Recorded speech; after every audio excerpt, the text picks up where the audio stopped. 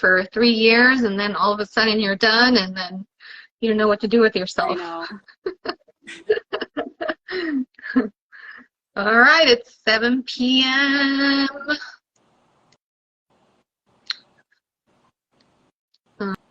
Oh, you think we should start? Can you see the people that join on your end, Sarah? Yes, I'm seeing some people join. Thanks for joining us, guys. We really appreciate it. Just being with us, taking the time to just hang out with us for the evening. We just want to have fun. We want to just give you a little insight into who we are and what our lives are like, what our experiences are like, and just some advice, tips to just live a fulfilled life and to just have fun and enjoy life. So, Kathy, let's start off with just like our background stories, maybe a little bit about ourselves, what our journey was like becoming CRNAs, something like that. Yes, absolutely. Thank you for joining us, guys. And Sarah and I were both very passionate about personal and professional development and simply living a fulfilled life. So a little bit about me. I started in healthcare around 2011. I started as unit secretary, working in the emergency department, and from there I became a nursing assistant, and I was like, okay, well, maybe I can start doing IVs and all that. And so I did a lot of hands-on, and then I realized, okay, maybe I can go to nursing school. So I went to nursing school while I was a nursing assistant in the ER. ER was a great experience. It was a lot of hands-on, so it gave me great clinical exposure. I went through nursing school, and then I went straight into the ICU, and I was an ICU nurse for about 8 years, and I only did ICU, so that's all I knew. Then I always wanted to do anesthesia, so I had a little bit of trouble getting into CRNA school because obviously it's very competitive.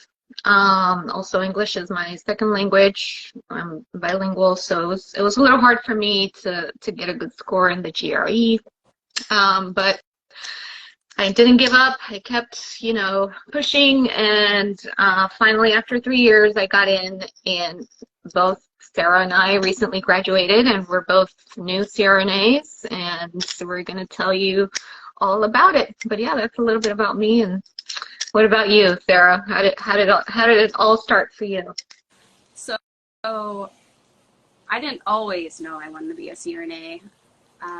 In high school, I look back and I had no direction whatsoever, and I had no idea what I wanted to do with my life at the time. I came from a small town, South Dakota, a divorced family. I just didn't have any direction. So I decided to choose business as my career that I wanted to go after and pursue. And little did I know that was definitely not what was meant for me. And I dropped out of college because it just wasn't fun and interesting. But I ended up finding my husband, who is now my husband and was my boyfriend at the time, and he had a lot of medical family, and they were very, very inspiring and uplifting, and they definitely kind of urged me along into the healthcare career. So I decided to pursue nursing, and I got a job in the hospital as a transporter for radiology, pushing patients around, bringing them down for their x-rays. Nice. And then I became a certified pharmacy technician to help me get into nursing school. And then I was also a nursing intern in a small town in South Dakota, and I got to spend the summer there, and I got to see how a independent CRNA worked. And I thought this was so interesting they were intubating patients, they were putting PICC lines in, and they had a lot of autonomy. Sorry guys, there's a sprinkler in the background if you can hear it. I'm outside, so. But anyways, that really got me interested in pursuing ICU as a nurse and then going to school as a CRNA. So I started out in ICU as a nurse, and I was there for 2.5 years before I got into school. Nice. And I did get in on my first round of applications, but I applied to 8 schools and I only got an interview at 1. And I was actually waitlisted for the school I got into. And then 2 weeks later, they said, you're accepted and we want you to be in the program. So there was a little discouragement along the way for me too. And it's super frustrating, but I think you just can't give up no matter what. Right. So that's awesome that you kept going too. Yes, and that's part of life, you know. It's rejections and people telling you that you can't do something, or try better. But you just have to stay open-minded and try again, and don't give up, and just keep going. If that's what you really want to do, just do it. Yeah, exactly. And I feel like from my experience, I was never the smartest out of the bunch. School was really competitive. Same here. I always tried to work harder than everybody else and to prove everybody else wrong. So you just have to keep going, keep your head up, and use those setbacks as comebacks and to continue to just strive to go for it. Exactly. Yes. And actually, Sarah and I met through just IG, through Instagram, and we found that we had so many things in common. Like, we were both super motivated, and Sarah was a little bit ahead of me in her program, I think a year or 2, and I would always look at her stories and always look at her posts, and I'm like, oh my God, she makes me so happy, she motivates me, like, and you kept me going the whole time. So I was so grateful to find you. And then randomly we bumped into each other in Nashville, Tennessee. Remember? Yep. I recognized you. I was at a store with my family, and then I saw you and I said, Sarah, and you're like, who's this person calling me?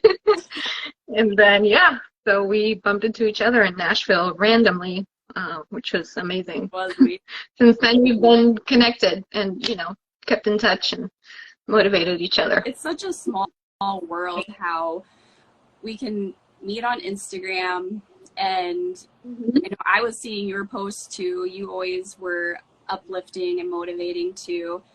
And it was last year around this time when we met each other. I was in Nashville for a anesthesia conference with one of my CRNA school friends, and it was Jason Aldean's restaurant bar, and out of nowhere I hear my name, and I'm like looking around, and it was my friend Leanne, but I kept hearing my name, and then I look around, and then I'm like, Kathy. So it was so cool to just meet in person, and it was just so random, and ever since we've kept in touch, and I think we've just been really good at helping each other along the way in our journeys. And I know I'm about a year ahead of you too, and it's been great to see you grow in your profession and develop as well. So it's been fun. Absolutely. And if you guys have any questions, you can ask us anything, whatever you want. So how has it been as a new grad being a CRNA for you so far? So I've been a CRNA 2 years now, and I'm a little bit further than Kathy, but I still see myself as a newer CRNA, and I'm still learning and growing. I feel like the transitions you go through in life are always a little bit hard. I think change is a little bit harder for me personally, even though I don't want to admit that. But I actually worked part-time before I transitioned into my job that I currently have, and that's where I did most of my clinicals. So I was very familiar with the practice and the people, and then I felt pretty comfortable in that atmosphere. But then once I went on to a different facility, I think it was a little bit harder. New people, new environment, new anesthesia model, and I was tired coming out of school. You probably can agree with that. Just so much information. It just kind of brings me back to being a student, just starting out. You just, so much information overload. But again, you just have to push through it and know that in those hard times and those transition periods, you are going to come out on the other end and you're going to grow from it. So, and I also was pregnant at the time too. So add that on top of it, I was super tired, but it was a great experience learning where I'm at now. And I have met so many great people, done so many different cases, worked with so many different drugs, and learned a bunch of different processes. So it's been a great opportunity to see a different environment of anesthesia. What about you? Absolutely. Good. I mean, being fresh out of school, like you said, obviously you're tired. Like, I was looking for a job that was a little more on the chill side. I didn't want to burn myself out too quickly. So where I currently work, they do pretty basic cases, and it's been good, a good transition. Obviously my first day I was very nervous.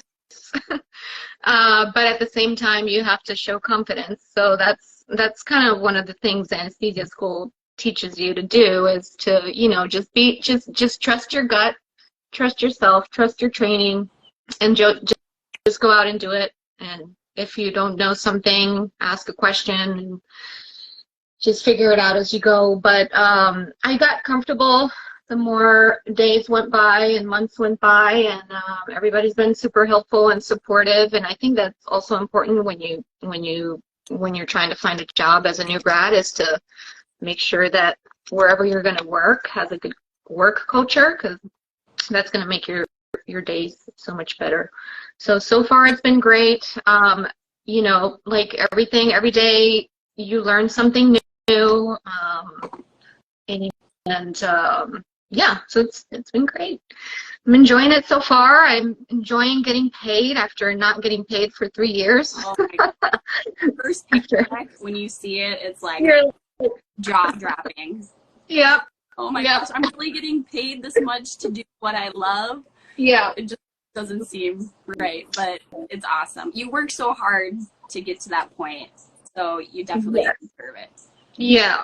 Is there any advice as far as for students that you would give to those who are students or aspiring to be students, as far as those who want to pursue the profession? I would just say, if you're really interested in the profession, go shadow a CRNA, see if you really like it.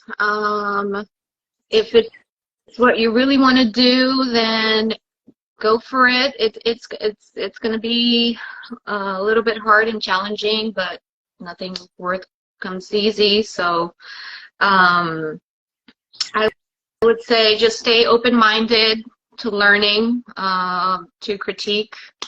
Once you're in the program, you're gonna have a lot of challenges, when you're in clinical or when you're studying, and that's all part of your self-growth. So just look at it as, okay, I'm going through all of this hardship right now, but at the end, it's going to make you better, and it's going to make you stronger, and you're going to be successful at the end of it.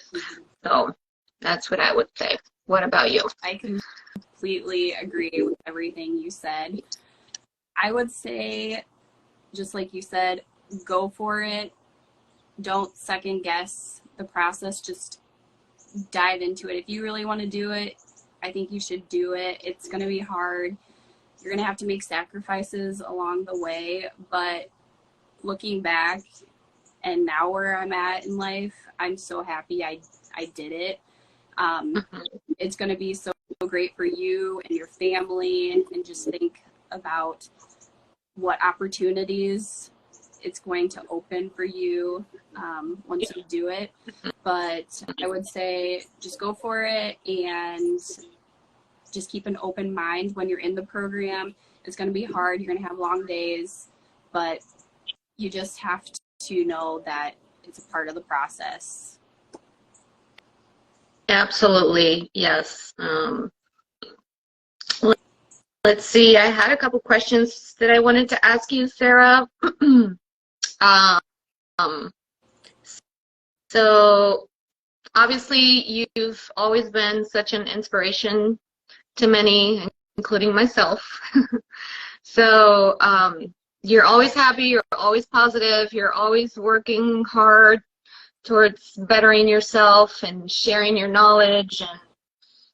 And how did you find all this passion? Like, how did you become this amazing person?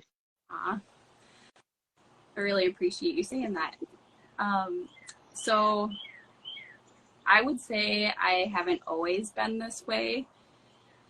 I would say that probably around the time I was thinking about applying for CRNA school, I started to dive into personal development. I was reading personal growth books, and I was diving into my faith a little bit more, getting closer to God. And I think that ignited just a spark within me. I was very passionate about just health and fitness, and all of those things meshed together. And then I kept wanting to build on that, and I kept wanting to pursue more things, listen to more podcasts, to just broaden my view on ideas and concepts and how I can grow and learn different things. So it's just really opened my eyes to what's out there, and how I can continue to improve each and every day. Not every day is the same. You're going to have setbacks. You might, go one step forward and then 2 steps back, but know that it's just a learning process, and you just have to just keep a positive attitude, and also be realistic too about things too. But it takes time to get to the point where I'm at. But yeah, I think you just have to have a little bit of humility, and just also just be a lifelong learner and want to pursue that. Yeah, absolutely. I really admire that. And I did something similar to you when I was going through tough times in school, and I had to keep finding other things that would help me broaden my mind and strengthen me. And so I read a lot of books, even though I was in anesthesia school. I'm like, I don't know where I got time to do that from, but it really helped me. And the important thing is that we continue growing, even if after graduation, you're done with graduation. You have to keep growing, personally, professionally, keep learning, keep, pushing through. That's going to help you in so many ways. Let's see what else here. What's my other question that I was going to ask you? So this is a question that may interest many women out there that are mamas. So you seem to do an amazing job at everything. Staying fit, being a CRNA, taking care of yourself. How do you balance all these things in your life? And how do you continue pushing to set new goals and new accomplishments and all that with all of this in your plate? I would say planning and preparation. Being a mom is definitely chaotic. Things don't always go my way. She has a mind of her own, my little girl. And I think making sure that I have a plan in place where I schedule my workouts, I plan meals for the week to just help alleviate a little bit of stress.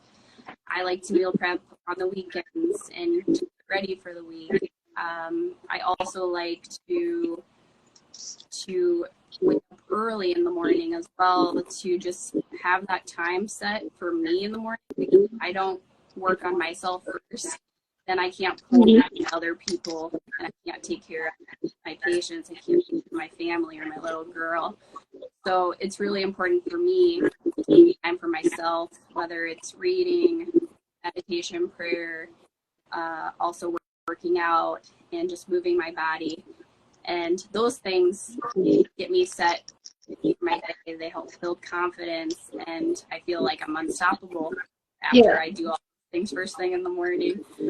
So those are some of the things that I do to just help me get ready for the day and to be able to take on the week as well.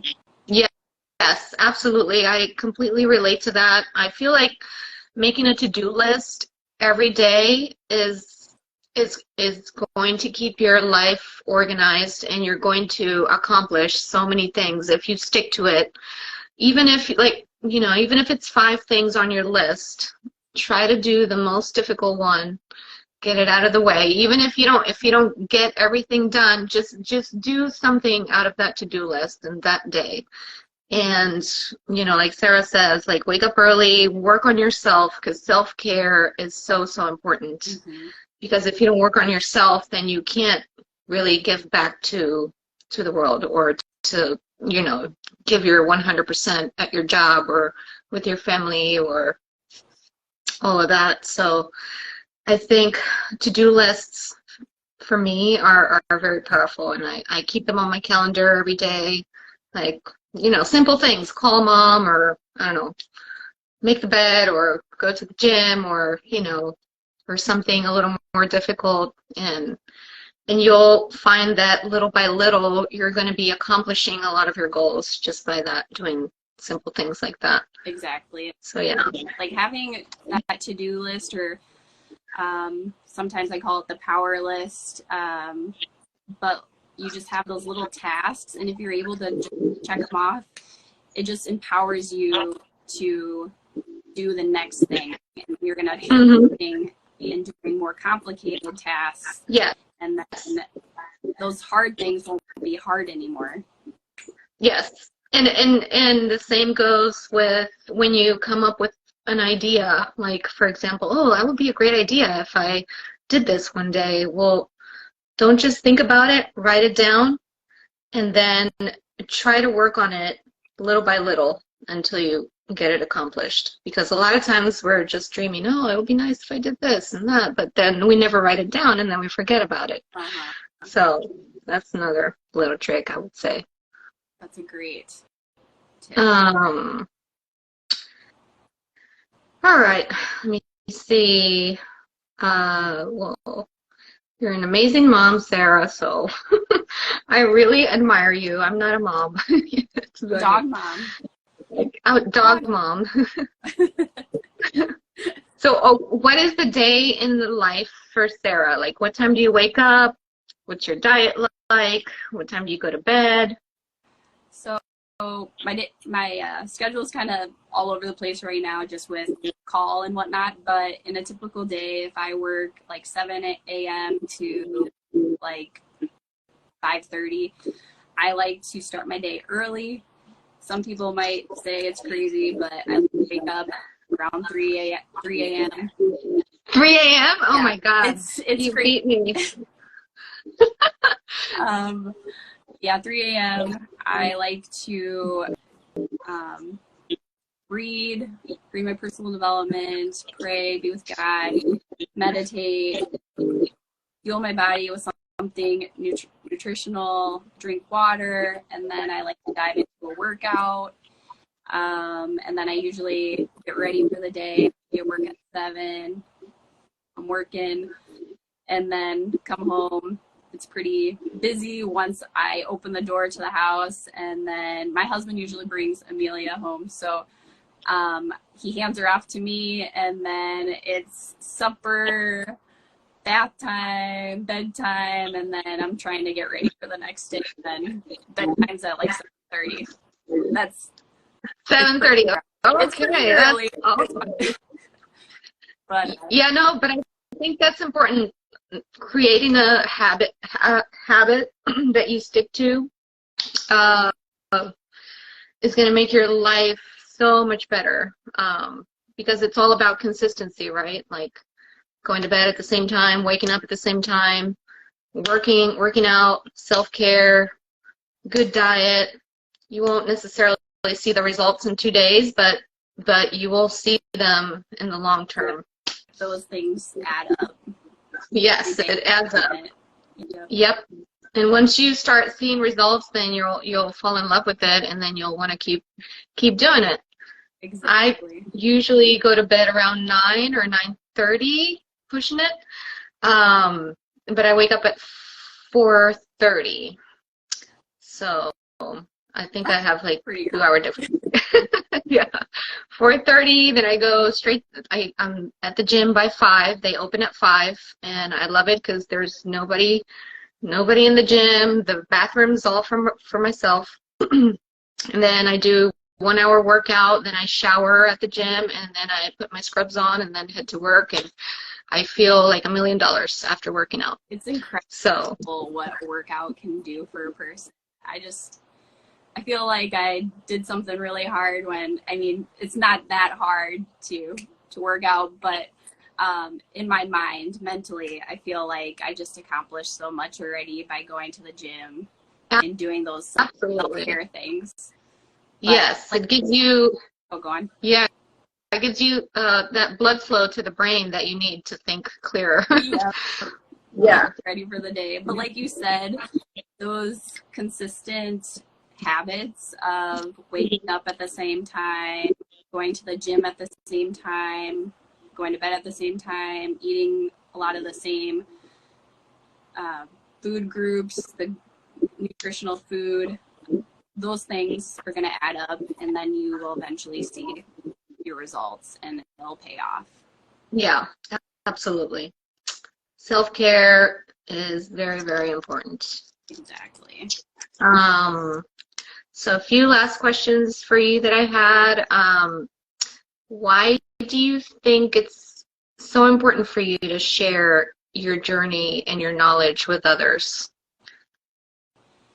So I came from humble beginnings, and I know personally it was very hard to get to where I am. And I definitely don't think I've arrived yet, because you're always continuing to improve and grow each day. But I just want to show others that they can do it too. Sometimes you don't always have that belief within you at the time, and sometimes someone needs to just, pop up on Instagram and you happen to see it, and that might ignite something within you. Something might resonate from what I say to them. And I just want others to know that they can do it too. You don't have to have a bunch of money. You don't have to have, it all figured out. You can figure it out along the way. You just have to keep working hard and to just pursue those goals and those passions that you have inside of you. Mm-hmm. Yeah, that's amazing. I mean, you sharing all your tips and knowledge and inspiring others. I think we need more people like you in this world. We need more people like you too. You're as well. Thank you. Yeah, I think those are all the questions I had for you. Thank you so much, Sarah, for all the amazing advice. Thanks for all the great questions. So I'll go into some of the questions that I have for you. And sure. When I think of you, Kathy, I think of a very confident and empowered Latino woman who just embodies positivity. You have a strong drive for life and work. And I'm just curious, have you always exuded these characteristics? And if, how would you recommend others to do so, to build? Thank you so much, Sarah. Trying to get not emotional right now. So I think same as you. I come from humble beginnings. My parents sacrificed a lot to bring me to this country. And I kind of, growing up, witnessed all their hardships and what we went through as a family and everything they did for me so I could have better opportunities.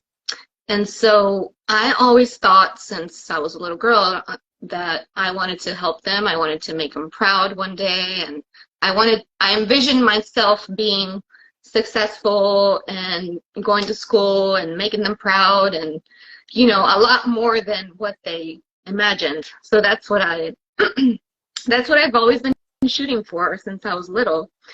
And now that I'm grown up, I think that just by you having a vision in life can take you very, very far if you like stick to that vision. So yeah, I think that was the main reason. And it's not been an easy journey, but you know, all the rejections and hardships and everything you go through builds you. So, and it makes you better and it makes you stronger. So I kind of love challenges now. Like I like to be challenged now because I've been through so many that it's like, okay, let's get this one done, or you know. So yeah, I think that's the main reason. Thank you for the question.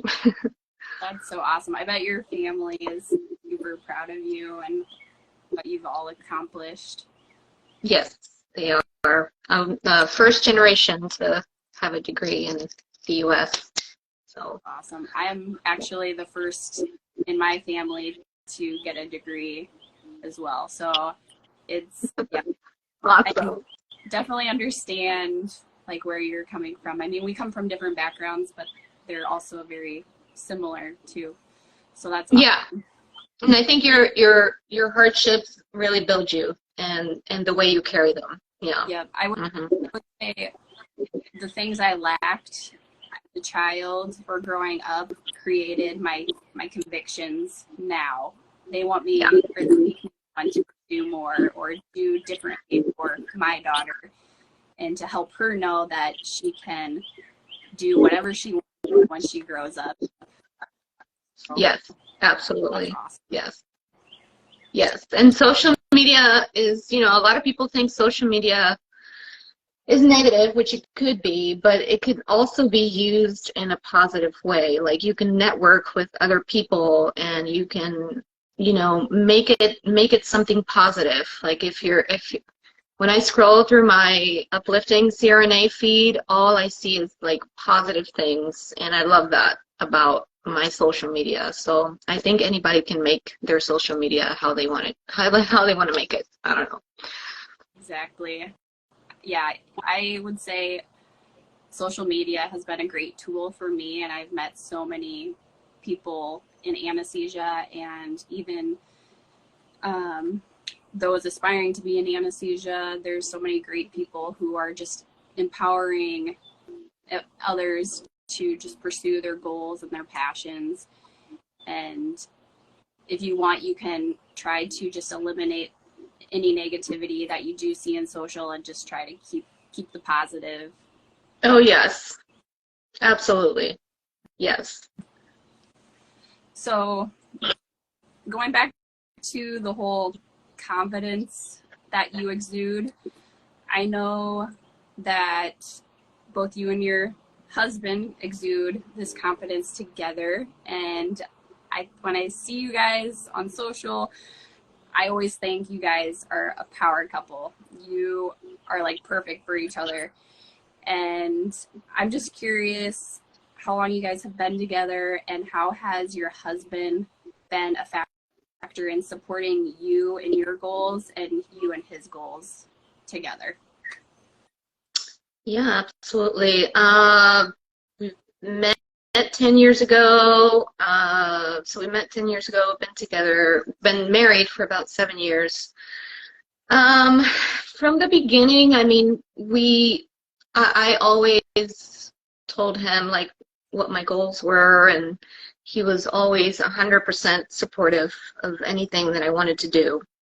But I think when it comes to relationships, I think there's a lot of things that you need to apply, like commitment to one another. You know, like it's not only him supporting me, but it's also me supporting his goals. Sacrifice, communication, trust, respect,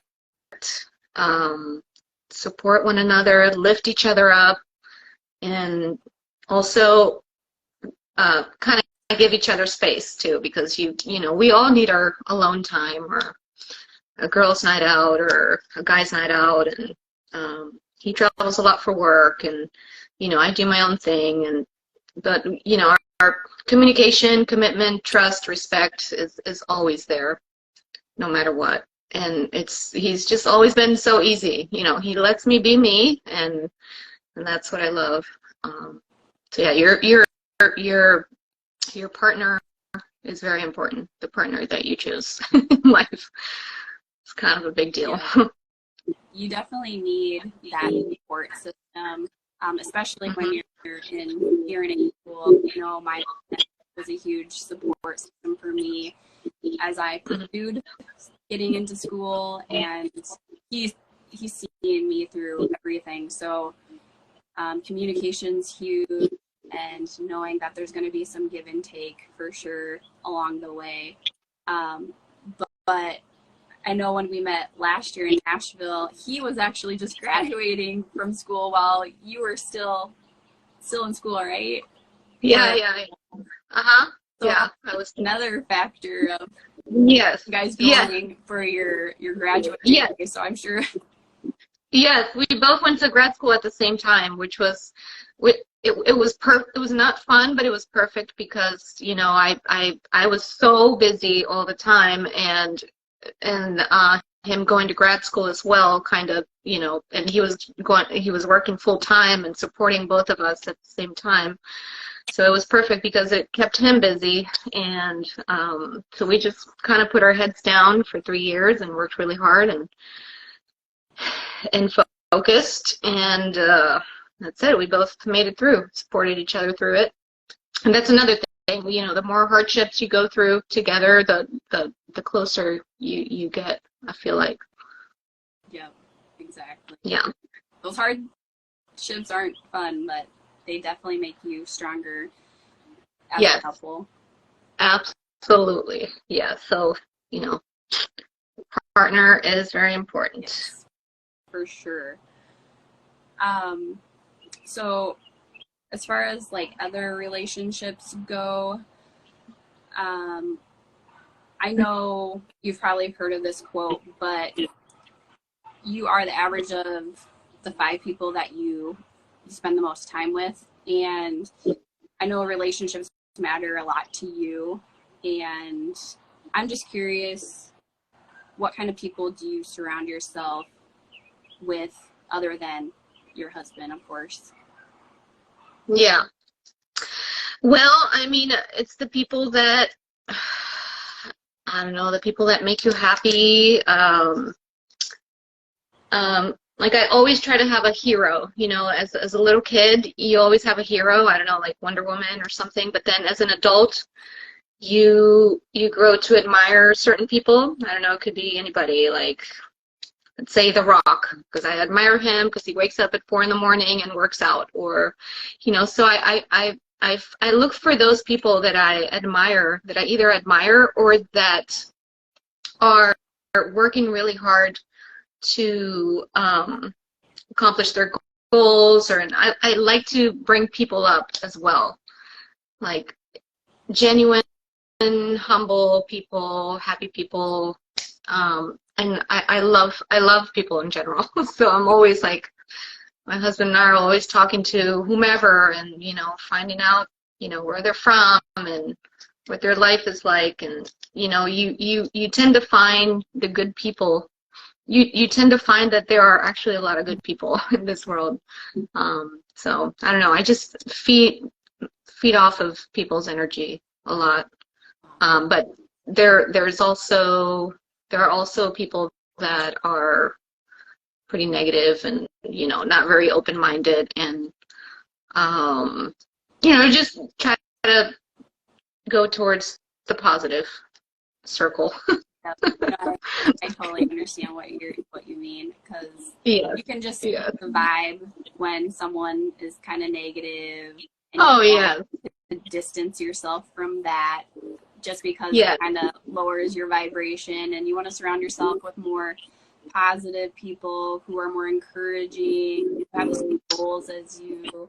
Exactly. And I like how you mentioned, Wonder Woman or The Rock, that kind of thing, people who you aspire to be, because sometimes those people that you look up as mentors, they don't have to be like, who you work with. They can be people you see like on social or on TV, Right. and those kind of people you want to emulate. So Yes. that's great that you are looking at those kind of people to help uplift you.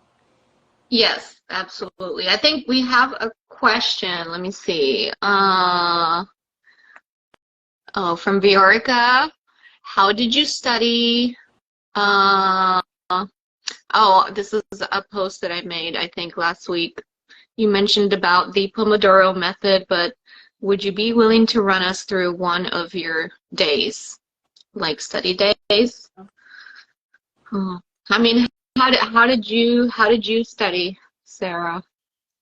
So I know people like to study in groups, kind of individually. I always made sure I had a set amount of time each day that I just dedicated to studying. I'm just more of a to myself person when I study, just because that's how I learn best. So you kind of have to find what works best for you. Some people work better in groups and just bouncing those ideas off each other, or maybe you have questions. So it's good to have a variety, but I like to just kind of find just a room at school or the office at my house and just sit down and kind of run through stuff. A lot of writing about stuff too, and making like diagrams or pictures to help ingrain different concepts too. Yeah, absolutely. Yeah, when you go to anesthesia school, there's a lot of, you get a information overload, and the first couple semesters were probably the toughest for me because you're not used to all this information overload and you kind of freak out, and but you just have to take one thing at a time, just whatever test is coming first, focus on that one. And you were asking about the Pomodoro technique. So I use the Pomodoro technique. I don't know if you've heard about it, Sarah, but it's like a 25-minute focus time. And then after the 25 minutes, you hear an alarm, and then you take a 5-minute break. Okay. And then during that 5-minute break, I would like go to the bathroom or do push-ups or make a phone call, and then you do that 4 times, and then you take a longer break, like a 15-minute break. And that helped me focus because I get distracted easily, so I can't just like sit there and read for hours. So that kind of kept me like focused for 25 minutes. No cell phones, no distractions, no nothing.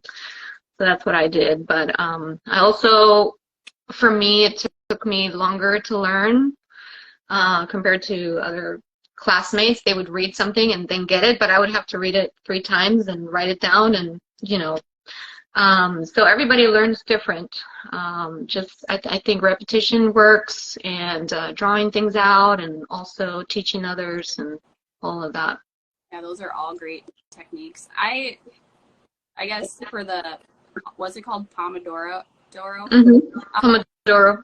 I kind of did a similar version of that, but it wasn't like specific to like those times, but I definitely like did something similar to that because it just helps you refocus and just help you just take a little break to just figure out figure out what you need to learn. So I like that idea, and I think that helps a lot. Yes, absolutely. Anybody else have any other questions that we can answer? Actually, Sarah, you shared a lot of great books here that I haven't read, but we've read some of the same books, and these books are really, really, really, really, really good. The Slight Edge, what is that? What was that? So the Slight Edge, it's about continuously doing small little habits each day, and they kind of build on each other. And then, you know, you don't see the result, they compound, and then eventually you'll see a big difference. So if you continuously do good habits, you'll get a great result. But if you continuously do bad habits, you're going to have the opposite effect. So that was a really great book to read. Is taking action and doing good habits. Yeah. What book would you suggest as far as like motivational or inspiring books for you? Well, it depends. Like when I was going through a hard time, I read David Goggins' Can't Hurt Me. That was a really good one for me. It kind of opened my eyes on how we can change our life around no matter what circumstances we're, you know, like what we're surrounded with. If we're surrounded with negativity, or if we're born poor, or, you know, it doesn't matter. We can turn our life around no matter what kind of things, how he teaches us to do in that book. And it's all about mindset. And you're kind of responsible of your own destiny kind of thing book. So it was great. That is a really good he also has another book, Never Finished, and it kind of is just the rest of his story after what he talks about in the first book and the different obstacles that he has faced. He's a big endurance athlete, and he talks about different challenges that he had to go through, injury, with his different ultra races, and it's definitely inspiring, and it makes you want to do hard things. And I really enjoyed that book, and he's just a badass. At least he motivates me every day. I just love watching him. He keeps you in check. I'm like, okay, let me just play a David Goggins video, and then I'll get it together. I'm like, oh, okay, all right, let me go through that. Yep. If you want more of a leadership book, Extreme Ownership is a really great book. It's two military gentlemen who wrote the book, and they relate the military to personal leadership. And I just love the way how it's written, and I think taking ownership of your life will help you also take ownership in your professional life as well, and to be a leader. And it's super important in anesthesia because we are at the head of the bed. We are communicating with so many different people, and leadership is a role in how we do anesthesia. Absolutely. Yeah. I mean, being a nurse anesthetist, you have to definitely be a leader.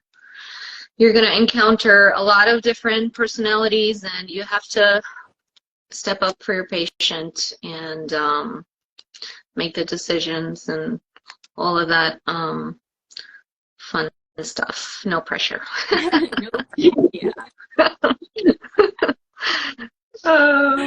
But yeah, those are all great books.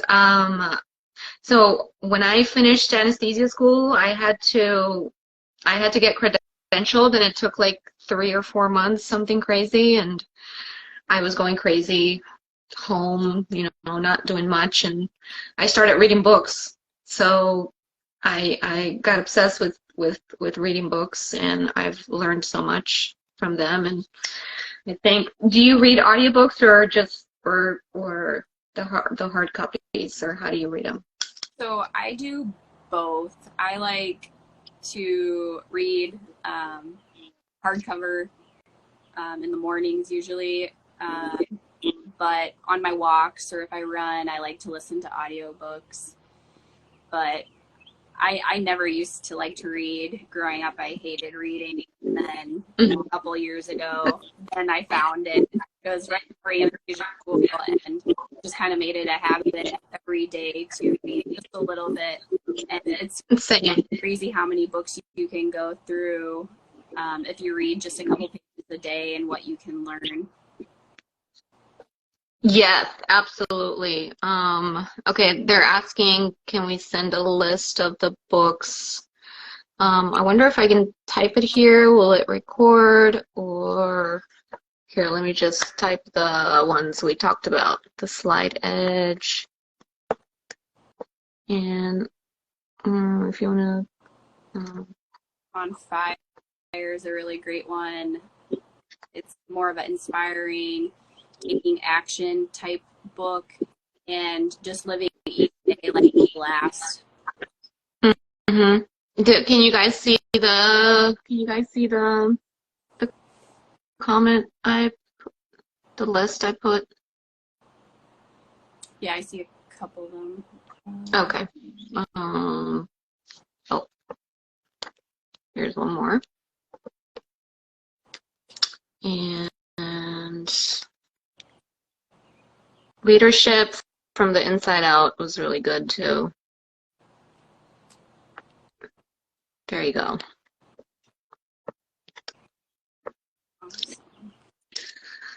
All right, well, do you guys have any other questions? Those of you that joined. So what would you say, what's your main advice on how to live a fulfilled life, Sarah?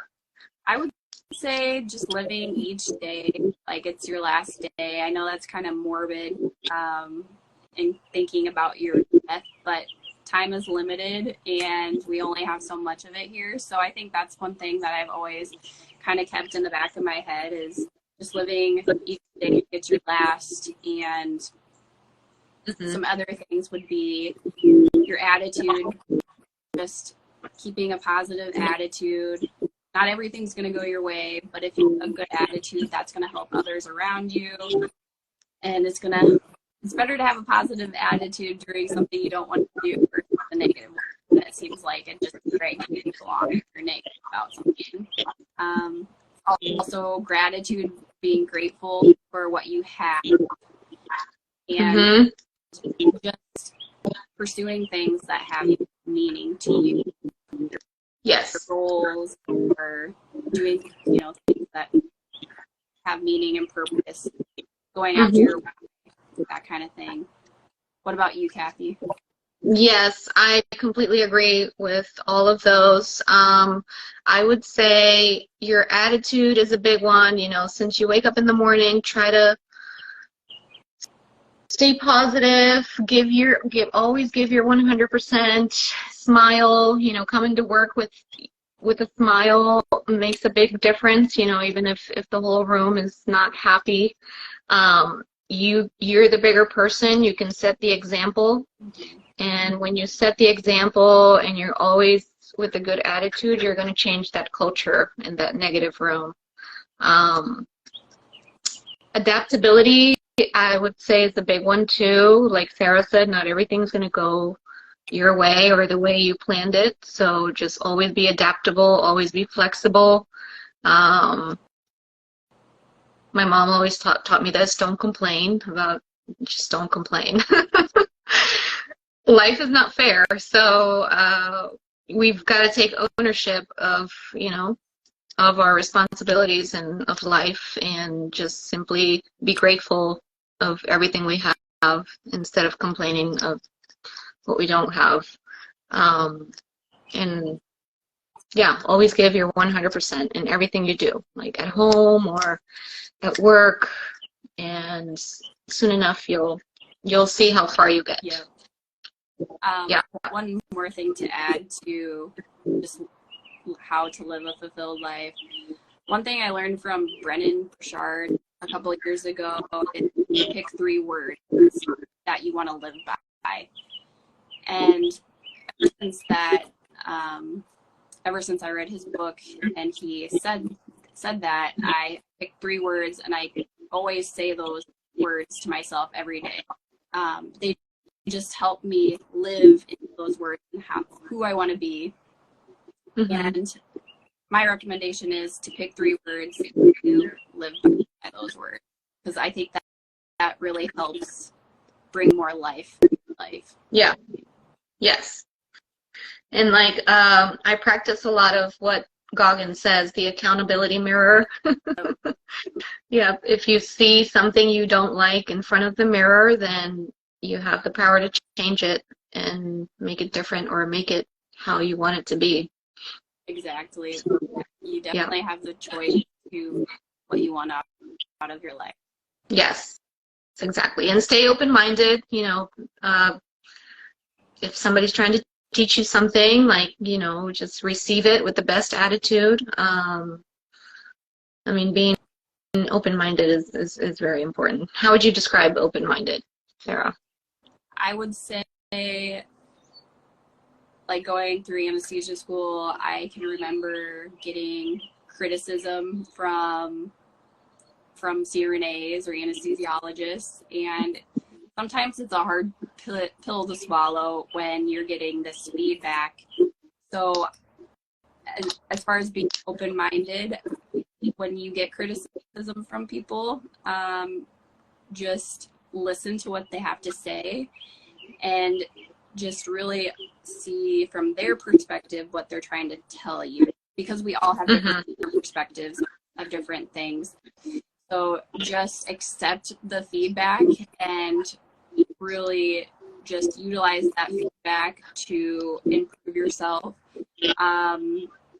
Also, just use that criticism to improve yourself. So what about you? Yeah, like open-minded? Yeah. Yeah, same. Like, you're always, especially through anesthesia school, you're gonna get a lot of rejection, a lot of criticism. You know, there's gonna be days where they're gonna tell you you're not doing anything right. You're not gonna get your intubations. You're not gonna get your IV. You're gonna feel like a complete failure. But those are all things that humble you and make you grow, and you need to just do it again and with the best attitude, and take criticism from those who know, or those who are higher up than you. They have more experience. They have. Yeah, of course. Yes. Don't just, you know, just rub it off, humble down, and you'll be fine. Yeah. Yes. So I think we have like 2 more minutes. If anybody else has any questions that we can answer, and we're going to try to record this live so we can share it with you guys. I know a couple of people said they couldn't make it but wanted to watch it later. It's been fun. It's been great answering these questions, asking you questions. I felt like I learned a lot about you and your experience. Yes, likewise. And we're always here if you guys have any questions. Sarah is a great resource. She makes all these amazing posts. They're motivational and positive and uplifting and all of those positive things. Thanks. And you have a lot of great content as well. You have a lot of study tips and also just information about anesthesia, and you are a great mentor to others too. I know you're very passionate about mentoring and helping others. Yes, absolutely. If you guys have any questions, I'm happy to help. You know, if you're trying to be a nurse or a CRNA or anything, just ask away. We're here. I think we had one more question. Can you touch up on loans? Oh, Lordy. Mine haven't kicked in, so I'm grateful for that. But yeah, I mean, school loans, a lot of people in my class paid cash. They saved up and paid cash. A lot of people lived out of school loans. So, like for me, I did a little bit of both. I did a little bit of school loans and paid a little bit up front. But the good thing is most of them have low interest. Like I said, mine haven't hit yet, so I'll tell you about it later when they do. What about you? So for me, I lived off of student loans. I mean, I had money saved, but it was more of a reserve while I was in school because my family, my husband and I were living off of just his income. So I know there's been quite a few people who've asked me, like, how should I go about this? Should I save a bunch of money and, you know, before I apply to school? And for my advice or my experience, just go in, you'll figure it out as far as the money. Take whatever student loans you need, try to live frugally, live comfortably. Don't try to, you know, exceed things, and just be smart with your money. But yeah, and then also once you get out of school, once you're making money, continue to live below your means, because I think where people, you know, run into problems once they start seeing that paycheck, then they start upping their lifestyle. Yeah, they up their lifestyle, and then they're going to be in student loan debt for much longer than what they needed to. Yeah. So that's my recommendation. Absolutely, yeah. Making more money is not necessarily the answer. Once you come right out of school, you have to, you know, continue keeping your expenses low so that you can, you know, advance financially. Yes. A lot of people, and not only CRNAs, it also happens to lawyers and doctors, and you know, when they graduate, because of the fact that they make more money, then they buy a bigger house and a car, and then all of a sudden they're like strapped financially again. So yeah, that's a great advice. Please motivating the people. Thank you. Thank you. Oh, yeah, if you guys go, you can do it. Whatever you want to do, go do it. So there's another question. How do I start looking for shadow opportunities? I have sent emails with no success. So if you're a nurse already, so like for me in ICU, I touched base with my nurse managers. They're great resources to connect you with a OR nurse manager, and they'll connect you with someone from anesthesia to help with that shadow opportunity. So that's kind of how I did it. What about you, Kathy? Is that kind of how you went about it? I would say networking is a big thing. Like, don't be afraid to ask. If you see a CRNA, you know, just ask them, hey, you know, I'm very interested in being a CRNA, and do you mind if I shadow you one day? Like, I told one of my attending anesthesiologists in the ICU that I worked with, because all our attendings were anesthesiologists, I told him, hey, I really want to go to CRNA school. Do you mind if I shadow you one day? He said, no, I mean, come whenever. And the place that you work is a great opportunity, I think. Just talk to people. No, don't. I would say don't tell too many people, because, you know, there are a lot of haters out there. I hate to say it. But, you know, just the people that you trust and will genuinely give you, you know, advice. And, yeah, so networking, I think, is the main thing. because someone knows someone usually, so they'll be able to help point you in the right direction. Right, exactly. And if people see that you're interested in learning, interested in growing, you know, they're most likely to tell you yes. As a CRNA, you both are likely exposed to high pressure situations. How do you both manage stress and maintain composure during demanding situations? Are there any specific techniques or strategies? Go ahead, Sarah.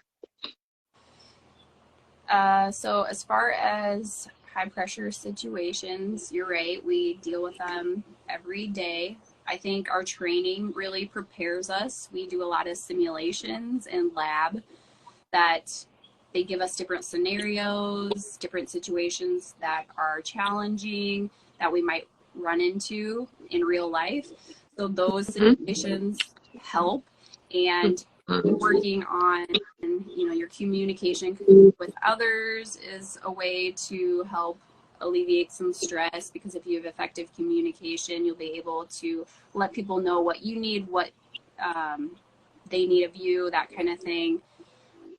Also just I'm a very reserved person in general, but sometimes when you are in a situation, kind of take a step back, examine it. I think in stressful situations, your vision narrows a little bit. Take a step back for a minute to widen your vision, look at the whole picture, and then see the whole picture, and then try to communicate what you need or what's going on. Yes, absolutely. I agree. I mean, your training in anesthesia school is very good. It teaches, they give you a lot of difficult situations, and you eventually get comfortable being uncomfortable. So once you're in those situations, you just have to remain calm and speak up, delegate, you know, look at who's in your room, learn their names, and make sure that you have a good support before you put a patient under anesthesia. Make sure you know, all your safety checks are done, and before you give certain drugs like rock or, you know, if you can ventilate, like you have to think of all the bad scenarios that could go wrong and be ready for anything that can go wrong. A lot of people say anesthesia just sits there and look at their phone, but no, really, we're always thinking ahead, and our mind is always going, okay, what could happen here, or, you know, what if this, what if that. We're always looking at numbers, always analyzing, always ready for anything that could happen. So they train you pretty well. Yep.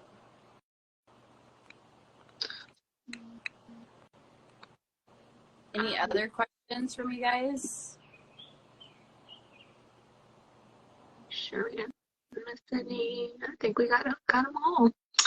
Well, we'll try to record this video here shortly and then share it with you guys later if you couldn't make it. Thank you so much for joining us, and thank you, Sarah, for making this happen. Thank you. This was our first live together. Yep. Hopefully many more to come. Many more to come, yes, absolutely. Go ahead and follow Sarah. She has amazing information. And find your strength, anesthesia, and uplifting CRNA. If you want to be motivated, we're there. Of course. Yeah, feel free to DM me or Kathy, and if you didn't want to share anything in the chat, we are definitely open to comments and questions, and we're here for you. Yes, absolutely. All right, well, have a good night, everyone. Thanks. Thank you so much, Sarah. Hope you have a good night. You too. Bye-bye. Bye.